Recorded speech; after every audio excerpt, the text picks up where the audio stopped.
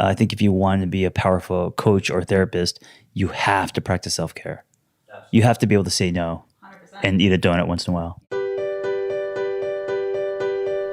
Life is all about relationships. Lovers, family, body, or money. How satisfied you are can be completely explained by how you relate to things around you. This is Sophie Jaffe, and together with my husband, Dr. Adi Jaffe, we are here to explore and teach you how to maximize your relationships and achieve a happier life. Let's get ignited. Hello, everybody, and welcome to this episode of the Ignited Relationships Podcast. I'm Adi Jaffe. And I'm Sophie Jaffe. And we are in mental health and taking care of that little thing between your ears you call a brain month, which is always exciting. I love it. Look, we talk about a lot of really cool topics here, but I love it when it totally coalesces with what I do the rest of the time. Absolutely. So, very cool. This is your world. It is absolutely my world. We want to jump into this because we've got, I think I'm just going to call him the angry therapist. That's who it is. That's who's with us. The angry therapist. It's funny. And John just had a baby. He did. He had a baby. We talked about so many different topics. It's amazing. He's got a book. I call it in the fuck series. Like, I feel like more and more books are coming out now that use fuck in their title. He talks about that a tiny bit. And yeah, so I just want to get into the review and we'll get you going quickly. So drum roll, my love. Thank you very much. This one's from Simpsoni Bulgoni Pony. Okay. I assume that's not your real name, although if it is, please write that to me because that's amazing. Igniting Hope ! Is the title of the review. I hope so. Thank you so much. Adi and Sophie are pushing the edges with their high vibe content and novel approaches to addiction and relationships. Highly recommended podcast. # game changers. Nice. Love it. Well, I've wanted to read that one because I feel like it applies to what John's doing. Just the name that he picked for himself on Instagram, the angry therapist, is a juxtaposition, right? We don't think of therapists as people who are supposed to ever get angry. Or have any feelings. Exactly. That's what I was going to say. Absolutely. So I think he does a lot of that by challenging the conventions of what you think your helper can do. He's challenging what is acceptable for you. 100%. So please, Pony Girl, write us and let us know. Is that her name? Simpsoni Bulgoni Pony. Mrs. Pony herself, please. Send us a DM or an email and get a hold of us. Let us know what your address is, and we'll send you a little care package from us. Heck yeah. And just as a reminder, if you leave a review on wherever you listen to podcasts, we actually usually go to Apple, though, don't we? Apple is one of the main places we pick from. I don't know that you can leave a review on Spotify. Okay. So then not wherever you listen to your... I ain't never seen it. We're going to be pulling reviews specifically from Apple. So yeah. Make sure that you are reviewing there. And then if we read yours on air, then you get a special package from us. Hallelujah and amen. You got a quote for us, love? Yes. So this is something that he wrote yesterday, actually. And it's a quote that says, "Does anyone really know you? All the sides, the crevices where you hide your shadows, the ripped out chapters, the secrets lined with shame you've locked in a hope chest long ago. Everything you keep guarded to protect yourself, all your insecurities, who you were before the polished veneer. Do you wonder what would happen if they knew all parts of you? I think our beauty lives in these spaces. I think they need to be exposed in order for us to expand, become, evolve, and no longer be a prisoner to them. They need to see sun, be held. If not, we will always be nothing more than a poster." I love it. Poster. Poser? Poster. Imposter. I think this speaks to a lot of the stuff that we talk about here, right? Show all sides to yourself. Yeah. Let everybody see you all around. And like just letting it be revealed to the sun is like the more that you tuck it away and the more that it builds dust and the more that it doesn't ever see the light of day, the more that it becomes this thing back in your closet that you never want to confront or see or look at or touch. It becomes this like thing far away from you that is distant and brings dissonance in your heart and you just don't even want to look at it. It's a mess. Like, I'm just not going to look at it. It's a mess and it's still a part of you. It is. So it's like you've now assigned a value, a negative value to a part of yourself, and you're now choosing not to even deal with it. Yep. And And that's not to dangerous. show it And to that's where others. the danger comes in, is when you start hiding parts to yourself because you think that it's not worthy enough to be heard, felt, seen. Then you just keep burying things.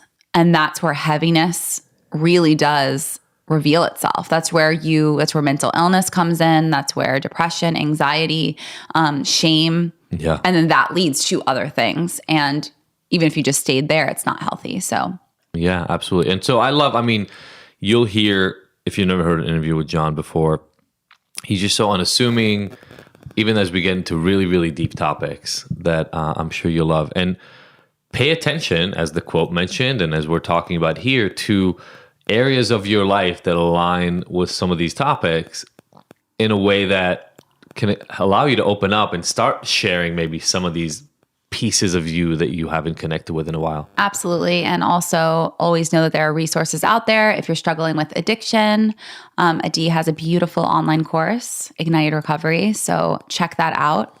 And there's, I do a free workshop almost every Friday. If you want to join and learn how to look at struggles with addiction differently, get on our mailing list and we will send you links to that almost every Friday. Sophie and I have a relationship intro course that literally deals with a lot of these same things. How do you expose parts of yourself to your partner so you can connect more deeply? Yeah. There are resources out there. If you don't have a therapist, there are lots of resources online to try and find someone that can help you and people that can help virtually. So you're not alone. Suicide hotlines, like there's so much out there in terms of resources, and just know we're also here to help as guides. If you have any questions about something specific, we're here for you.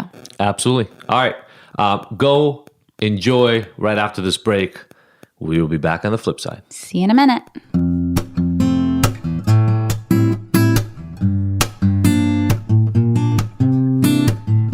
This episode of the Ignited podcast is brought to you by Philosophy Superfoods. The Philosophy offers cleanses and other nutritional products that are unlike any of the other supplements and detoxification programs on the market. Why? Because they actually nourish the body with whole, live, nutrient-rich foods instead of depriving you and leaving you hungry. Have you ever tried a cleanse only to find out that you can't make it through a whole day because you're starving? Ever try a superfood shake that made you nauseous because it was so disgusting you'd rather not eat? The Philosophy fix all that with a simple set of offerings that load up your body with nutrients while actually tasting good. Makes sense, right? Each of the Philosophy superfood and protein blends is vegan, raw, gluten-free, and has absolutely no filler ingredients. With over 15,000 satisfied customers, including some of the world's biggest celebrities like George Clooney, Gerard Butler, Lea Michele, and over 10 years of experience, this is the best stuff you can get. To buy some or find out more info, go to our website, thephilosophy.com. All right, everybody, welcome back. This is our not fireside chat today because we're not up by the fireplace. We've only really done that once, right? Yeah, we've literally done that once. Please ignore him, everyone. It's That sounds amazing. Doesn't it sound nice to have a fireside We should chat? do it. We have Yeah. a fire pit and a fireplace. We can Okay. You guys have definitely arrange s'mores this. in that whole thing or Yeah. not? Oh. Yeah. We can 100% do s'mores. Yeah. Well, you guys should flip it and do a poolside chat. Yeah. Yeah. I like that. But we Yeah. could do both. Yeah. The fireside chat by the poolside. Anyway, we're getting. I took us on a weird path, which happens a lot. Yeah. Welcome to Adi's brain, everyone. Yes. Oh my God, this is the best representation of my brain right here. We've got the amazing John Kim with us, the angry therapist, right? Yes. The angry Yes. therapist. You don't seem that angry The in amazing person. is subjective, but I mean, I was angry. I was unhappy. I was angry because I was unhappy. 20s and 30s. Mm-hmm. Yeah. I was just fucked up that whole time. Yeah, I think I was fucked up too. I couldn't be unhappy that much because I was just on drugs constantly. Right. So you had distraction. I had a lot Well, you're of fucked up because you're unhappy. Oh, 100%. Yeah. 100%. I'm just saying, when I hear angry, especially for men, I feel like it's one of those emotions that we've subdued Yep. because it's almost like you're not allowed to express anger. Right. And so I'm impressed with you being willing to take that on as like your moniker. Yeah, so it started because I went through a divorce, and I decided to create a blog on Tumblr, and I called it The Angry Therapist, thinking no one would read it. It was just for me. It was a very personal journal. Pull the curtain back, Yep. and my very first post was called "My Fucking Feelings," and it was just something that I didn't have any friends. I was going through my rebirth. I had a lot of time on my hands, and then people started reading it, and so now it's become a thing. But I think in looking back, I think it's my way of humanizing myself, because therapists aren't supposed to Have emotions. or be human, Yeah. and so that's kind of what it's become. I love it. Yeah. Your book, I Used to Be a Miserable Fuck. Yes. It's so nice that we get to swear on this podcast. So, it's funny. When I wrote my book, I wanted to call it Fuck Shame because that's one of my mottos. And I was really held back by the fact that no books had covers that said fuck on them. And now I feel like shit and fuck are on 2 or 3 new titles a month. So HarperCollins published that, and I had a lot of resistance when they told me, "What do you think of this title?" Because I didn't want to get on the fuck train. Yeah. And our publisher also published Mark Manson's The Art of the Subtle Art of Not Giving a Fuck, which I think kind of was the first domino. And then I sat with it, and she's like, "But it's in the first paragraph of your book, and we're using it differently." And I was like, why do I really not want this to be the title? And it was because I was embarrassed as a therapist to say that I used to be miserable. What will they say at the academic conferences that I go Yeah, to? they're going to judge me. And then I felt like, I kind of swam too far to turn back. And also, if that's the reason, then I actually need to do it. Yeah. And so 100%. that's why, I love it. That's so cool. You're definitely our kind of person. Yeah. But I don't think I'm going to have any more books with the word fuck on it. I don't want that to be the thing. That's not your brand. No, I'm not trying to. You're the fuck book You're the guy. fuck guy, yeah. Well, you're the fuck shame guy. Yeah. But that's a single motto. Yeah. Right? Like I'm consciously aware of not creating Over. more content Right. that is focused on the swear word. Right. Even that, that, so that's a phrase I used in my TEDx. And I remember having the internal battle, the same one that you had apparently around With this. yeah. As I'm giving the TEDx, I'm getting near that line, and I'm like, yeah. Oh, shit. am I going to say it? Right. Am I? And I pause. Like if somebody watched, like you, when you watch it, you probably see it. So I pause for like a split second, and I'm deciding if I'm going to say it. And then I say, Then you fuck say I'm it. saying When was this? Years ago? 6 years ago, I think. Oh, okay. That was early, though. It was. That was yeah. I mean, I'd never heard anybody swear. I literally looked up the day before. I looked up if anybody had sworn on a TEDx, Right. And I couldn't find somebody who had. Oh, before and did then. they let you get away with it? I asked the guy Yeah. who was running it, and he said, "Look, I'm not going to tell you what to say on stage. Oh, I love that. You do your thing." Yeah, Josh is amazing over there. Nice. So I was telling you this before, but I've been sent little things from you, either by clients or by other people who follow me, which is really nice because there's so much content out there. Yeah, so much noise. It's hard to know who to pay attention to. Sure. And even though, again, you're called the Angry Therapist, the content I get is often not that. It's often either self-deprecating or really exploratory. Yeah. And I don't, I feel like we're in this weird place with masculinity. Sure. And so, again, that's why I was saying in the beginning, kind of like reading your name as the Angry Therapist gave me one sort of impression. But then when I consume, it is like you just mentioned how you started your blog. Yeah. It's this personal exploration. Yeah, and I don't think it ever ends. So with divorce came my man journey, going from child to man. So I worked a nonprofit in addiction, treating teens, and realized that we live in a fatherless nation. So dad was either not physically there or emotionally gone. And so I witnessed the byproduct of that, which was, girls standing too close, boys either trying to fight me or be me. And then I just got a fire in my belly about challenging men to redefine themselves. And so as I started that dialogue, I myself also went on that journey, discovered things like CrossFit and motorcycles and tattoos and stuff. And then started to just create that conversation about what it looks like to be a man today. Mm-hmm. So necessary. Yeah. And that's how that book came out. And what's the book about exactly? It's 66 tips on what it's not me telling anyone what a man should look like. It's me encouraging men to to like as a guide? Where do you? Some are fun, like don't pee in the shower, which isn't about peeing in the shower. Some are it's more serious, like do respond, don't react. Things like that. Love it. Yeah, I used to pee in the shower a lot. So it wasn't about peeing in the shower. So she said specifically. That was a very big pause. She said specifically, don't pee in the shower. And I said, yeah, sure. No, I won't. And I didn't realize that women have a heightened sense of smell. And I kept doing it anyway. And it's like hairline cracks of trust, her knowing that I was doing it and lying, even though, little things, right? So yeah, it's about lying, not about peeing in the shower. Yeah. If she's cool with it, you can write your name on the wall. Yeah, it doesn't matter. Yeah. Yeah. Babe, are you okay with peeing in the shower? We've never had this conversation. I think as long as I'm not pregnant and don't have a heightened sense of smell. Right. Yeah. Yeah. Got it doesn't it. bother me. Okay.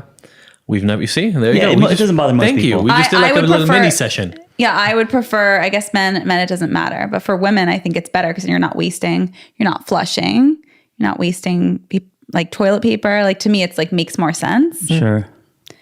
I actually respect you more if you pee in the shower versus nice. getting out to pee and waste a flush. This speaks to the individuality nuance. of relationhips. The nuance, And yeah. now what you really need to understand is your own partner. Yeah. And, Yes. not the generic woman that you think you are Right. trying to get together with. Yeah. So for you should pee in the shower. Now I must. Yeah. Actually, don't pee in the toilet is Right. my As often as possible, do not. Oh, I love it. So you went on your own journey and then you wrote this, kind of thinking to yourself, I'm seeing these boys, they're lost. I'm seeing these girls, they're lost Yeah. because of the absence of Men. Dad. Fathers. real men in their Right. life. You know, what I love about this discussion is I'm getting more and more into what does it mean to be masculine in today's Sure. age? Yeah. And it's confusing. It is confusing, but it's also exciting because I think the soil is rich right now to actually finally have these conversations. That kind of iron fist, Norman Rockwell painting that our parents hung in the living room is now kind of gone. And with millennials coming up, and it's just a good time to shake up everything. Like even like monogamy's on trial, and everything is a conversation, And so gender, everything. And so I think it's a interesting time for men to look inward and to redefine and to scrape off some of this like toxic masculinity and all that stuff. Yeah, it was so toxic masculinity. We did one episode on it. I'm writing some articles on it if I can freaking get myself to stop editing them and just get them out. And my argument is that toxic masculinity is just a high dose of our traditional masculinity. It's not really different. Right. We were all taught to pursue the alpha male. I was just talking to this guy. I was in a speaker training, and they were all Greek, not the country, from the Greek system and the college. like fraternity. Yeah, fraternities and sororities. And so we were talking. I was saying, we all grew up to appreciate or want to be the guy who walks into a bar, points at 3 girls, goes, come on, let's go to the bathroom, has a gangbang, comes out, does 7 shots, rides his motorcycle out drunk, crashes it, beats the guy up that made him crush it, steal his car, drive back to the bar and drink more. And we've got a president who's like the epitome of that right now.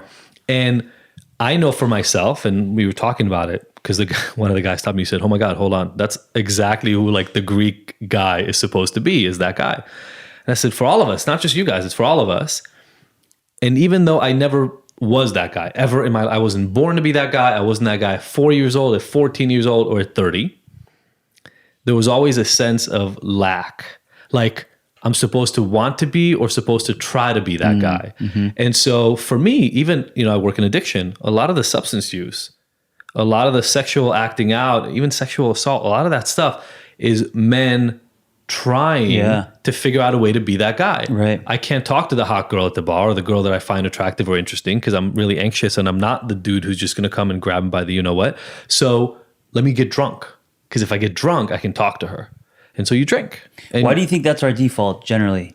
That guy, like the person you just described with the gangbanging motorcycles and unfortunately, I think it was media.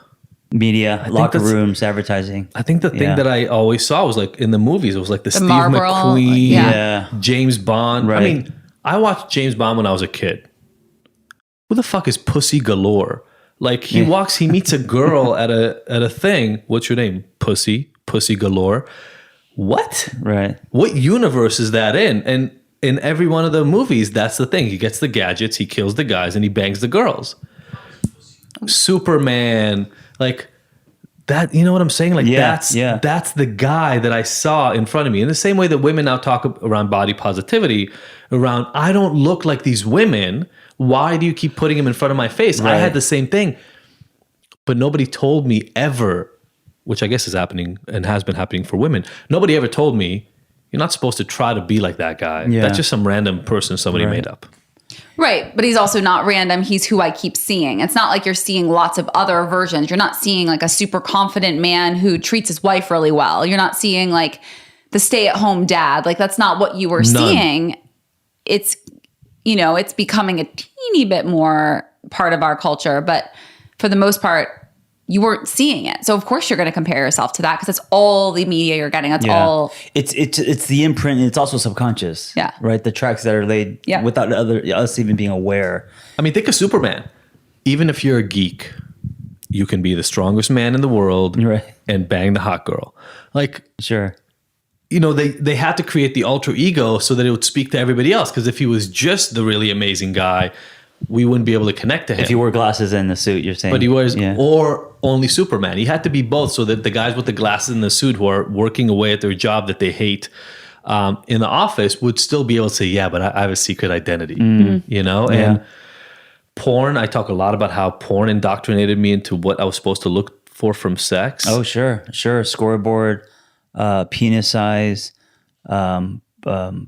performance, all of that stuff, as opposed it being to like, about the man's pleasure, not the female. Well, also porn is mostly targeted toward men, so it's such a distorted view of intimacy. Obviously, yeah. And then especially today. So when I'm in my 40s, so I grew up in the 80s where to get porn, it was like I had to know somebody and it was like a whole mission. Oh, yeah. And then to get like one photo that you kept in your back pocket for 3 months until you couldn't see the image anymore.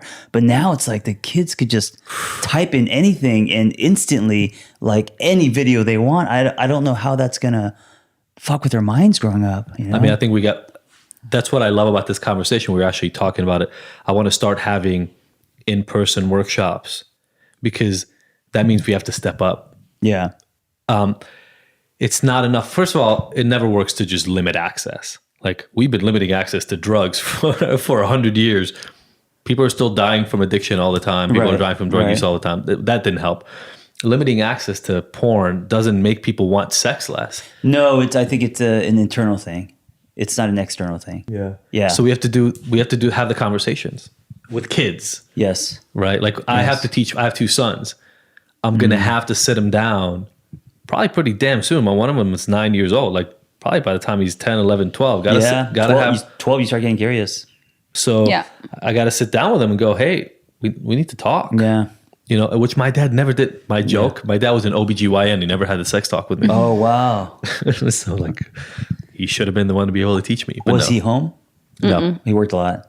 He was never home. So then who was your role model? Who did you identify with and then kind of subconsciously chase after? No, man. Just my mom.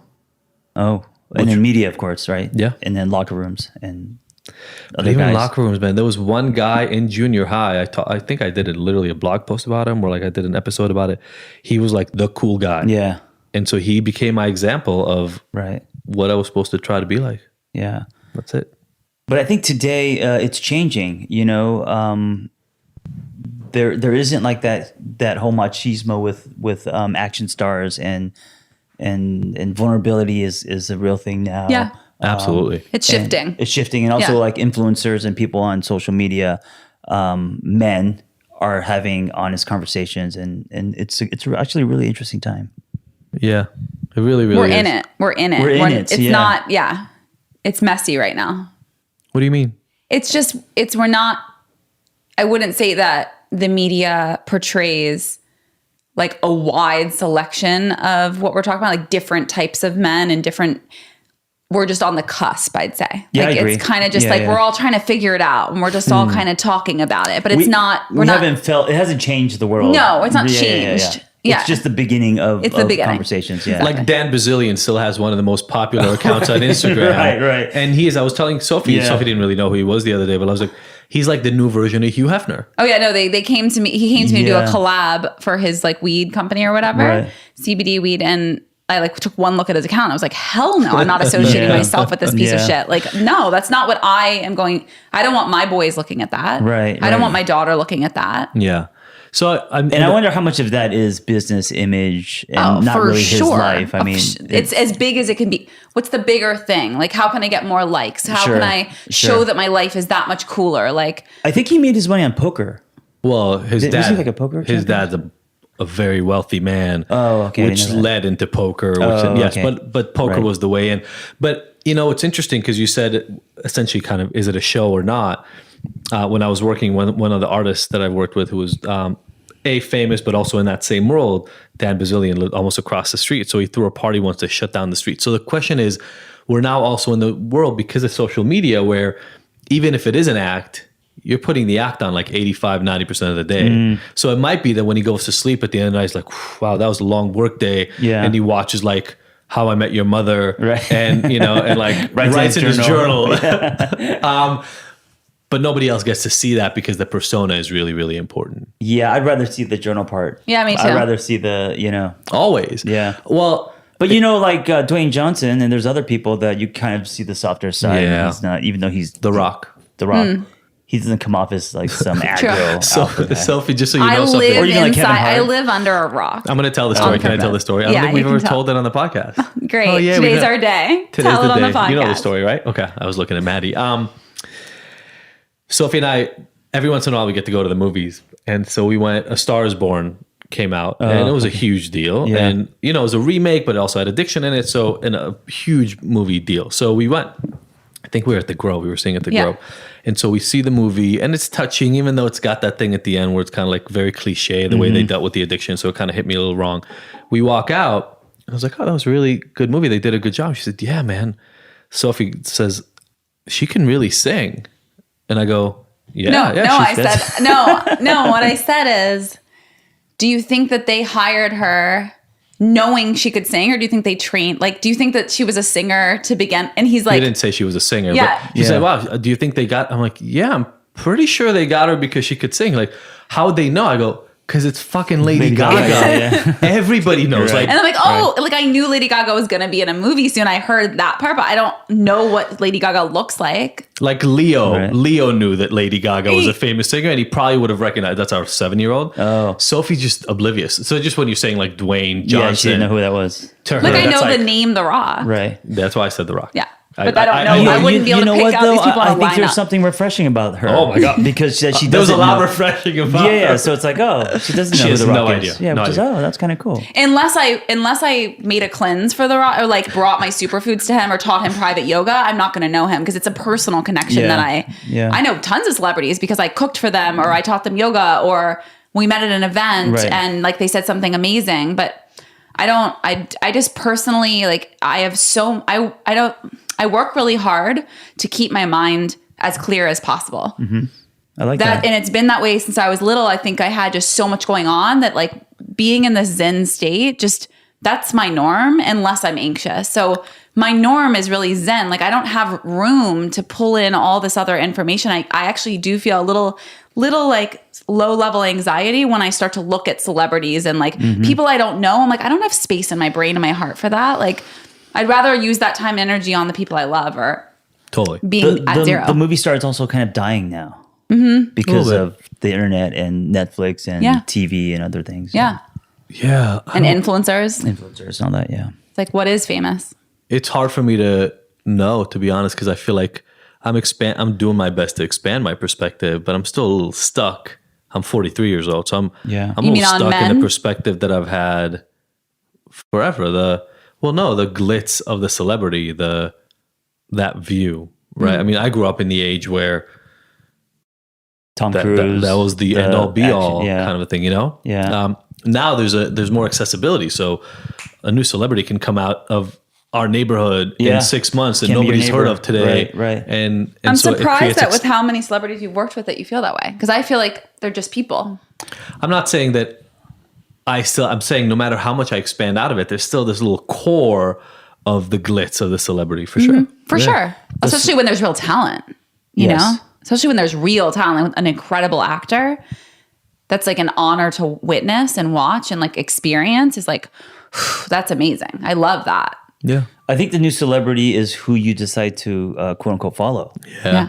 And that could be your neighbor, Yeah. or it could be Dwayne Johnson. That's or true. It Talking could about be your uncle. It Yeah. could be, because there's so much noise. Someone you today. admire that inspires you. You can only take in so much, and with the internet, it's like stars in the sky.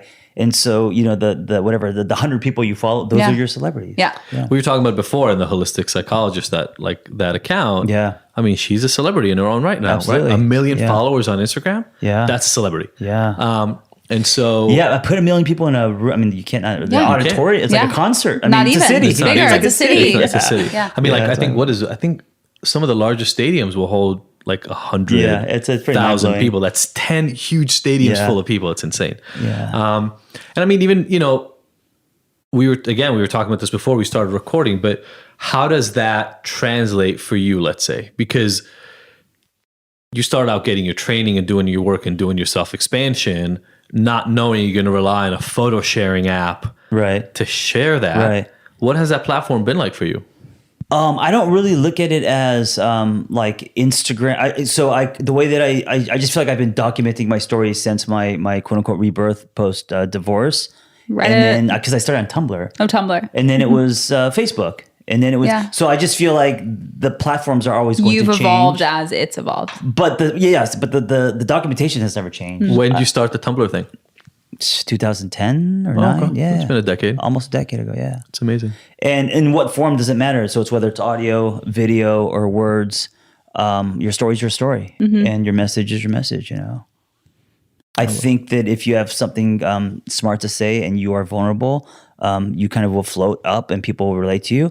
If you decide to wear a veneer and try to be someone you're not, people smell that shit really fast these days, and you will just be invisible. Yeah. And I feel like if everyone likes you, no one likes you. You I know? like that. Yeah. We definitely live by that. I don't know what you're talking about. If everyone we loves run- you, then no one loves you. Yeah, we run very straight down the middle of the road. Has there been, though, impact? I feel like, so, right, I got my training in psychology, and the old model is you sit in a room with somebody for an hour, Yeah. and you talk to them, Yep. and then you see them a week later, and then you do that for like 17 years. And then either you stop practicing or they don't want to see you at some point. Yeah. That's the old model. Yeah. I feel, I mean, just today I asked a question on Instagram and got like 7 answers from people who want real input from me. And then I will record videos to answer that for them. And maybe if I can remember, put it on IGTV. I'm trying to get better at documenting. I get so caught up in the work that I don't document. But that's so new and refreshing to me. Yeah, I have think such a direct I connection. think who you are today is more important than the letters after your name. So yes, I grew up where therapy meant the silver balls and the couch and I had my own therapist, and that was really interesting and cool. But then once I became a therapist, it didn't feel honest to me. So I started to think, like, if we're going to talk about life, let's do life while we're talking. So I started to go on walks with my clients. I met them at coffee shops, and I called myself a coach because as a therapist, you're not supposed to do that. But it felt real to me. I showed up on my Harley and the holes in my jeans, and I was like, this is who I am.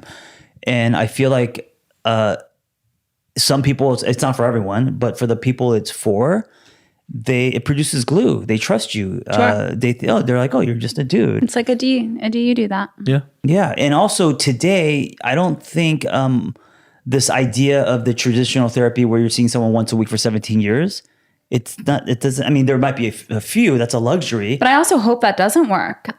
I don't want to be with the same person. Well, now I That's think so stale, when and you like- just have less time with people. Yeah. I think they'll see you for maybe 4 sessions. And you get what you get out of that person, because there's only so much wisdom I can impart on a client. Sure. I work with them usually with like intuition and food. Right. And Right. Sorry, what were you saying? You see some other people you only see for 4 sessions? No, I'm saying I think today there's room for that people may only see you for 4 sessions or may see you via FaceTime on their way. Right. You just don't have a lot of time, and people are also there's so much noise and choices. You just have to change with the world. Exactly. And so if that's all I get, well, then I'm going to come at you with you, not at you. And I'm also just going to be me. Yeah. When you have 17 years, you have a lot more time. And also therapy is different than coaching. You know what I'm saying? Therapy is very different from coaching. It's almost like an ongoing exploration. Yes. Versus coaching where it's directive. Like people come to me for help and I help them. Yeah. And in that 15 minutes, they want some kind of results. With therapy, it's like, it's open-ended, and it can be. And it's more of an inner journey thing. True. Yeah. Yeah, especially kind of like the psychoanalytic Yes. version, right? Yes, the old school. Right. Yeah, and that's never going to go away. And I love that. There's a place for it. There's That's what I was absolutely going to a say place is like I see people for probably 3 sessions at most Right. throughout like a 6-month period. Yeah. See, that's what's happening. And then there's like Right. accountability, and then we check back in, and then Right. accountability, and then we check back in. But that's all I can really. But if that's the way the world is headed, you have to change. It's you. Your craft, your mindset, your style, whatever it is. It's also, there's only so much information I can give you in the way that I translate it and the way that I give it. Right. It either resonates or it doesn't. And if it does, then you're going to make some big changes and shifts, and it's Right. going to be really impactful, and then run with it.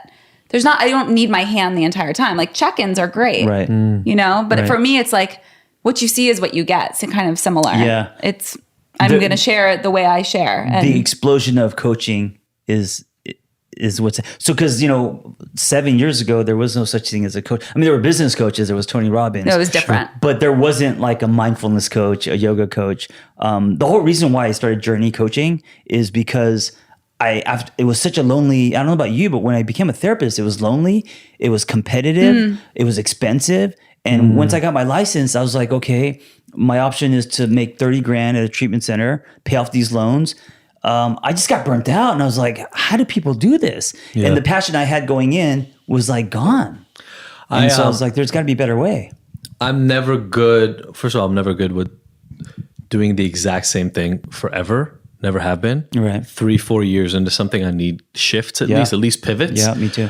And so I saw people as a group facilitator in a couple of treatment centers, opened up my own treatment center, and then the admin portion of helping people almost fucking destroyed me. Oh, all the paperwork and The paperwork and the people management and the stuff that I do this because I really love sitting with somebody and helping them. And when that ended, when that treatment center closed, it took 3 or 4 months. And it was probably the first time I had 3 or 4 months to think and not be immersed in work for a decade or so.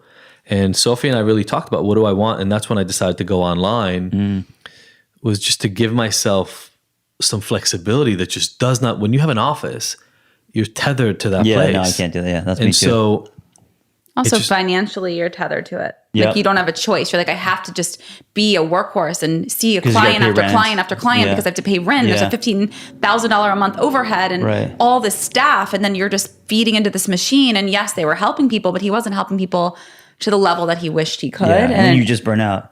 he burnt people out. and people were like mad that I wasn't able to see them as much as possible, but I was Right. also running the place. It was a nightmare. Yeah. Honestly. Did you guys meet in that world or no? We met at UCLA, and nice. he was in his first year of graduate program, getting his PhD in psych, wow. and I was undergrad. I had just transferred in from a school on the East Coast, so I was a junior, psychology also, and we met in a neuroscience class. Wow, babies. Yeah, babies. Yeah, we were young. We were Babies. young. I was 28. She was 20. Yeah.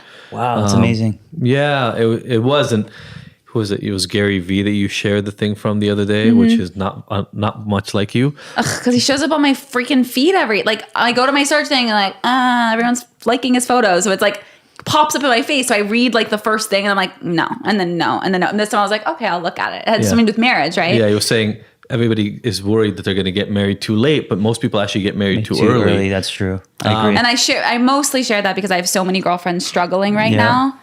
Are they in their 30s? Yeah, I have a And- lot in their yeah. 30s that are just like really disappointed and scared and frustrated. And like, I want them to know that the way I did it isn't necessarily the right way. Like I was really young. We made a lot of mistakes and we rushed it. Wait, are they frustrated because of the ticking clock of the whole children thing? Or they just want to and get why married? and like my best friend's like, why haven't I found my person? Right. Why am I celebrating all of these people I love? What am I doing wrong? Why is the universe punishing me? Right. And I don't blame her. It's like weird. My next, I'm not trying to plug in. No, my next please. book's called Single on Purpose. Mm. Oh, And that's it's about, plug away, man. And I You're think doing we the need work. more of that. it's Harper again, and it's about your relationship with yourself, but also in a marriage or another relationship. For sure.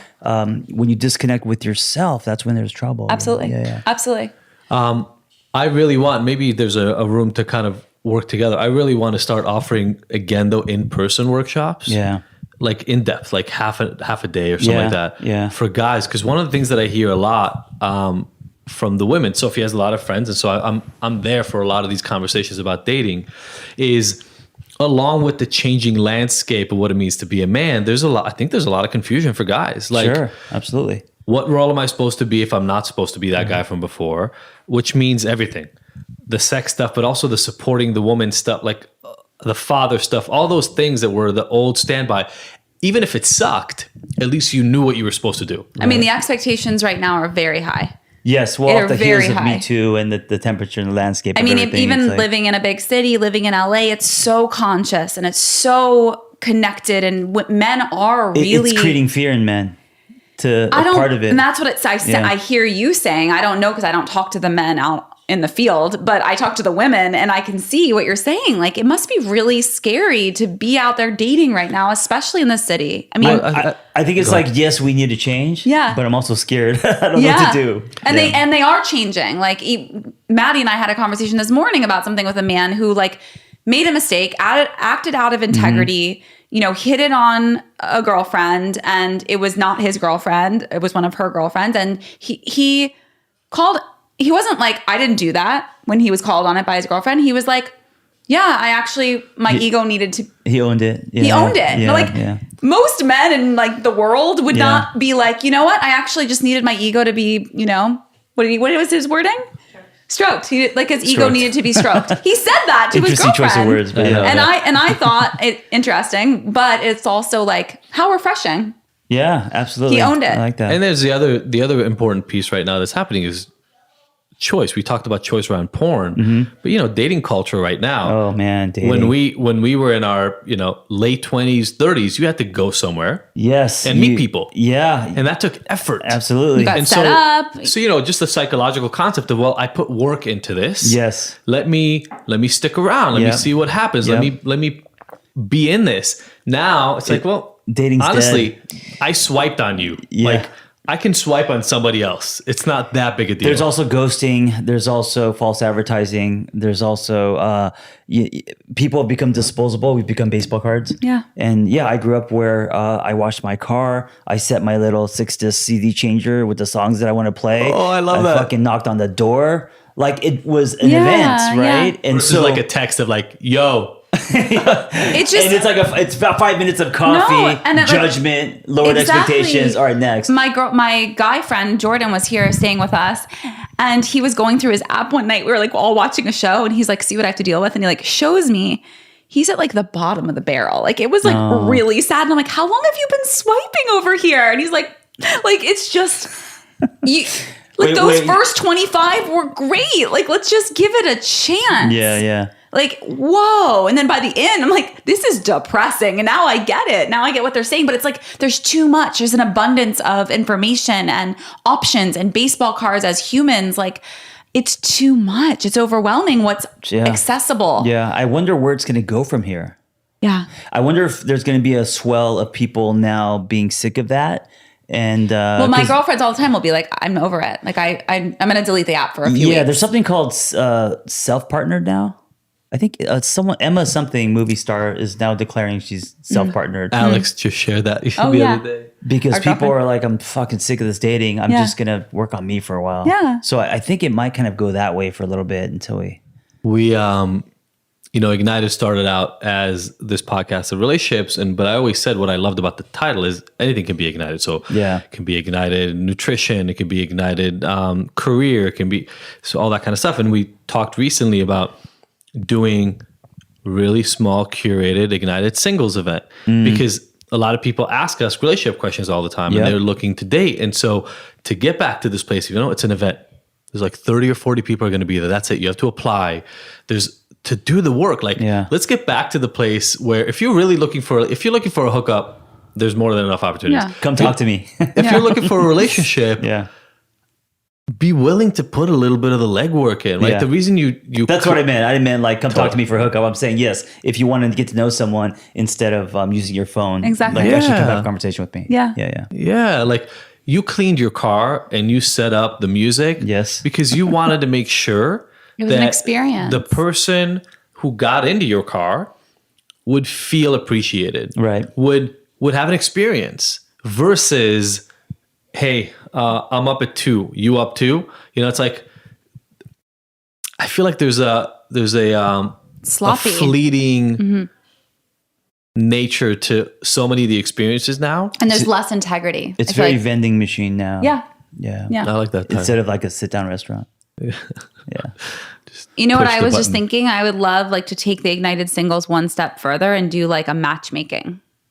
Like actually like look at applications, get little videos of them, and like we behind the scenes like match people. Like how fun is that? You take that time. I'm not willing to take that risk right now. I need an algorithm. I need a way to make the decisions. See, I don't think there is an algorithm.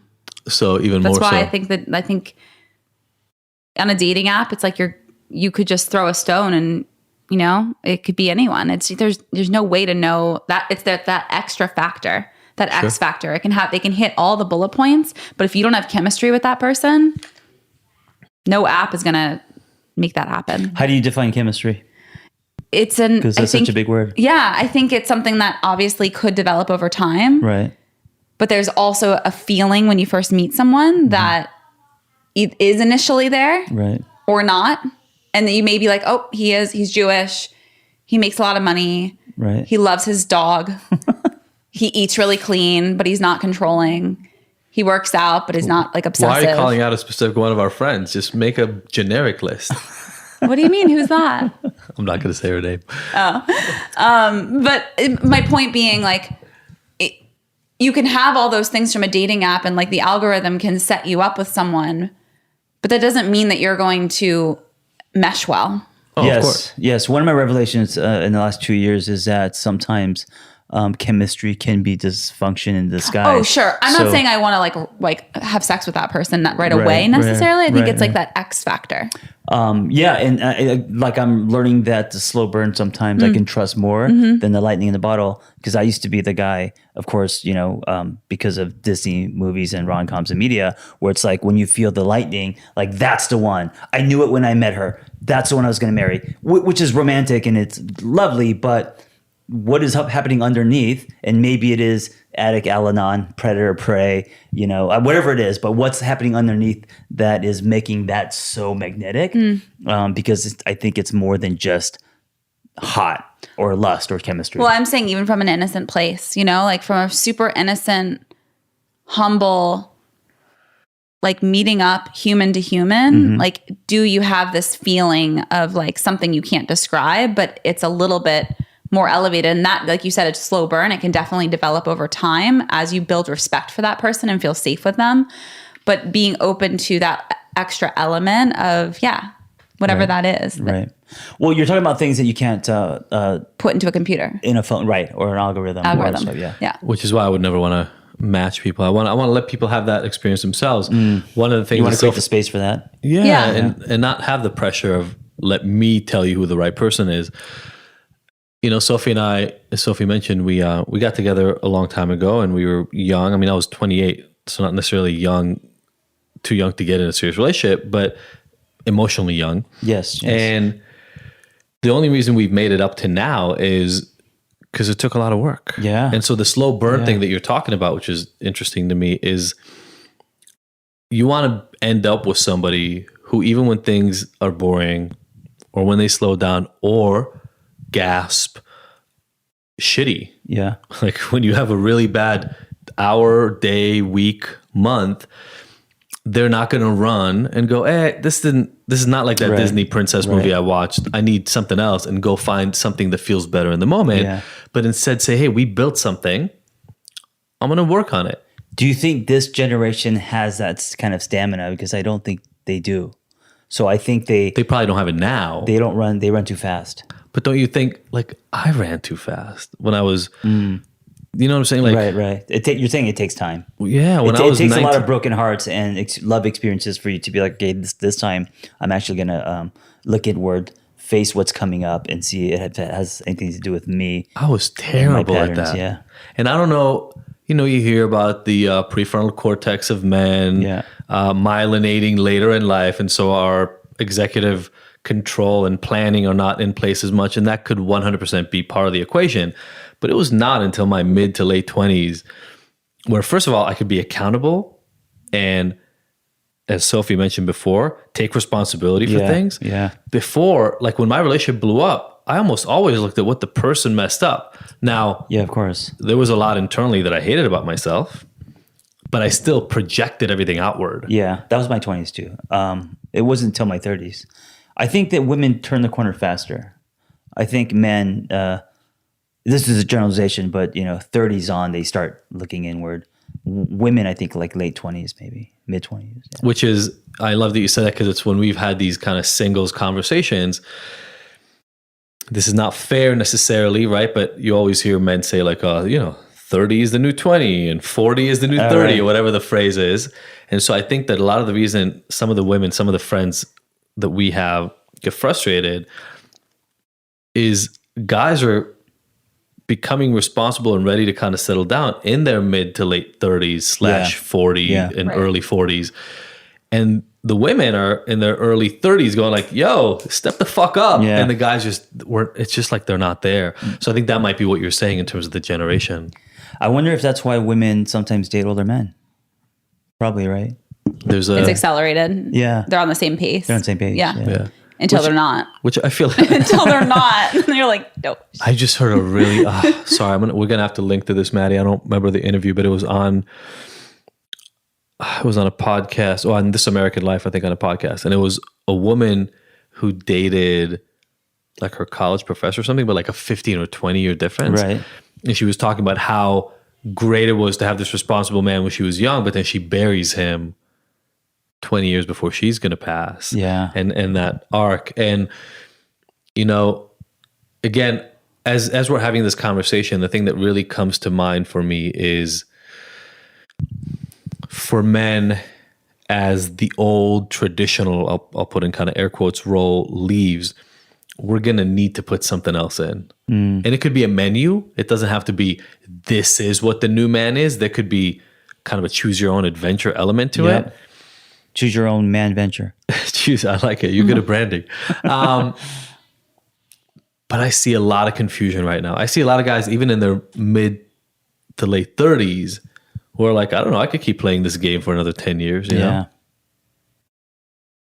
You know? The choices you make, though, end up playing themselves out.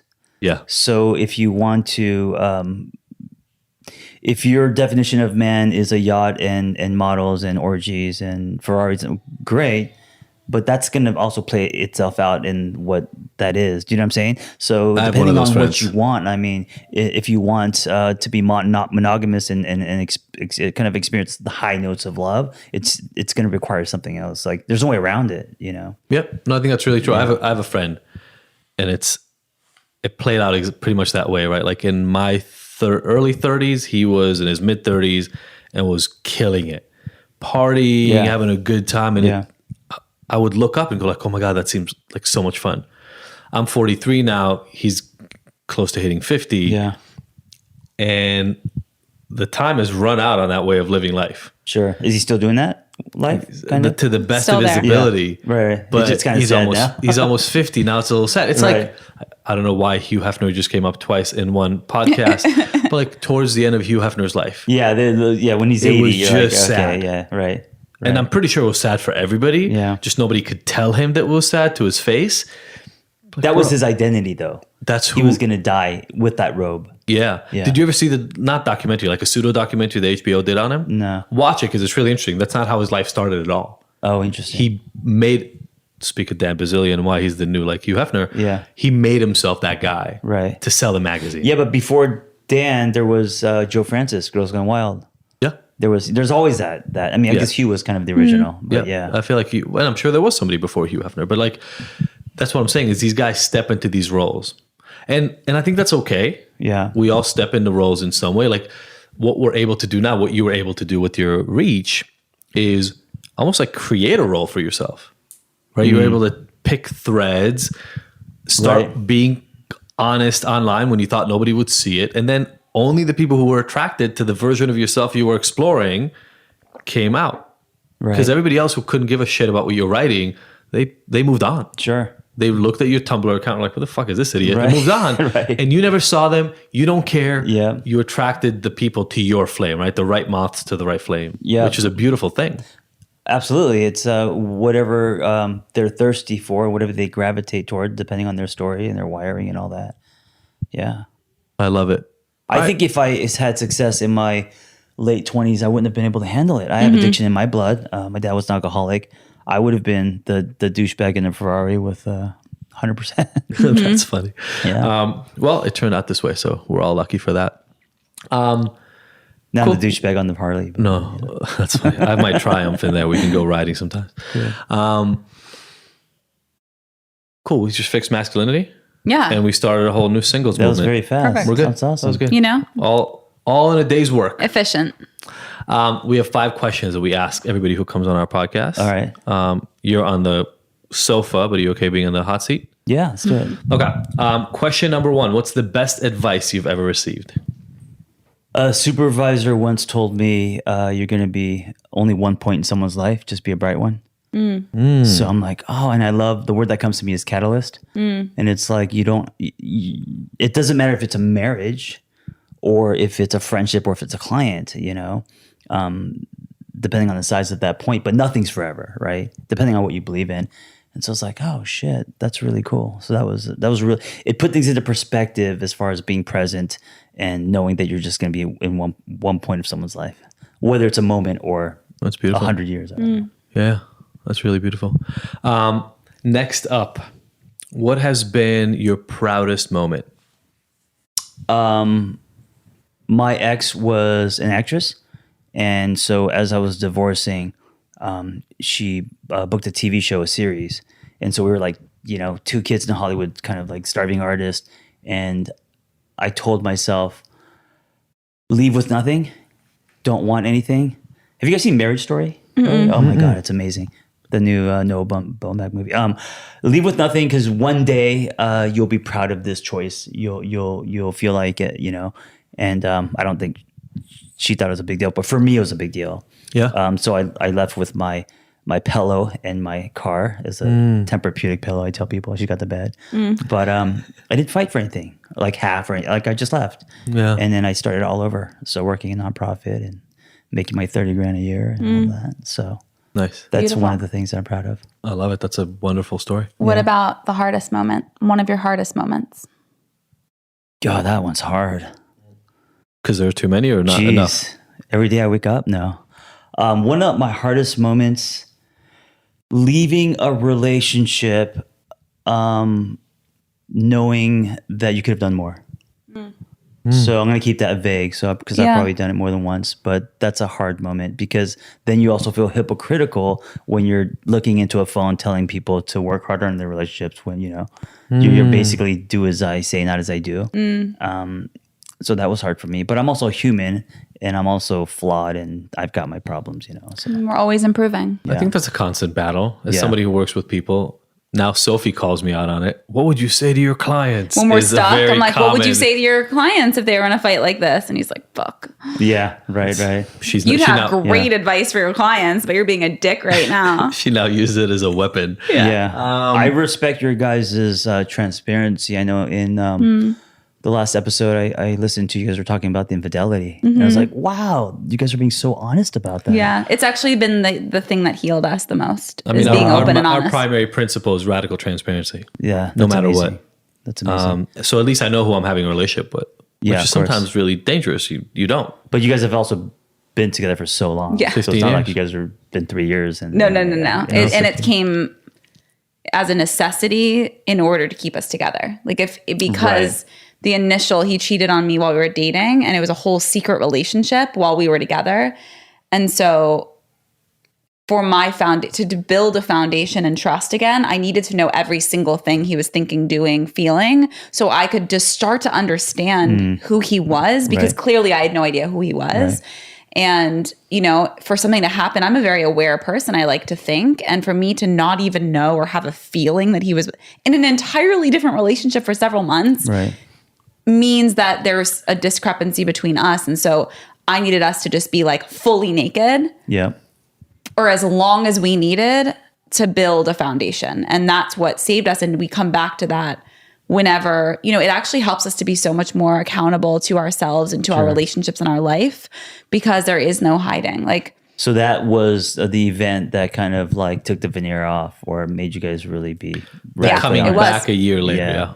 When we came back a year later. Like he came to me and told me the truth because he felt like he had no choice. But at that point, it was all coming to a head. The girl was like, you better tell her about me, or I'm going to tell her. She didn't say you better tell her. She said, you're going to end up, by the time I'm done with you, you won't have a girlfriend. I was like, oh, but towards the end, when you like, your dad was like, you need to tell her. Like everyone was like, you need to tell her. Like it's time. I came to my dad, and my dad had cheated on my mom. Oh. And so I told him that I'd done that to Sophie, and I didn't know if I should tell her or not. He was like, You guys were already married at the time? No, we were we dating. were just dating. You guys were dating. Yeah, Oh, we're like so a early. year into dating. Yeah. Oh, early. So we broke up. Yeah. And that was the beginning. There were like several layers, but that was like the beginning of radical transparency before we even knew what we were doing. Did you also have infidelity on your side?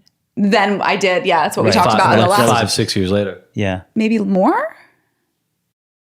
After we got married, sorry. No, it was 5 years after we got married. Exactly. Yeah, So, I love the brutal honesty. Yeah. That like caught me, pulled me in. I was like, oh my God, wow, they're talking about this. That's why we wanted to have this podcast, because it's like we give zero shits. It's more about like, and it's because we care so much, but we're not going to worry about what people think. It's super important that like we are number one, and what has helped us be so strong and stick to this and keep getting better year after year is the radical transparency. Right. If not, you're just building on sand. Right. Yeah, and you know, another thing that I love about it, which was a side effect, we didn't know it in the beginning, and for couples listening who are trying to put this into practice, because it's not an easy thing to put into practice. When you start out, you have so many layers you've been hiding from actually everybody. Sure. That to now tell them to the person you want to stay around, even though every time you reveal something new, you're thinking to yourself, shit, but once they know this, they're leaving for sure.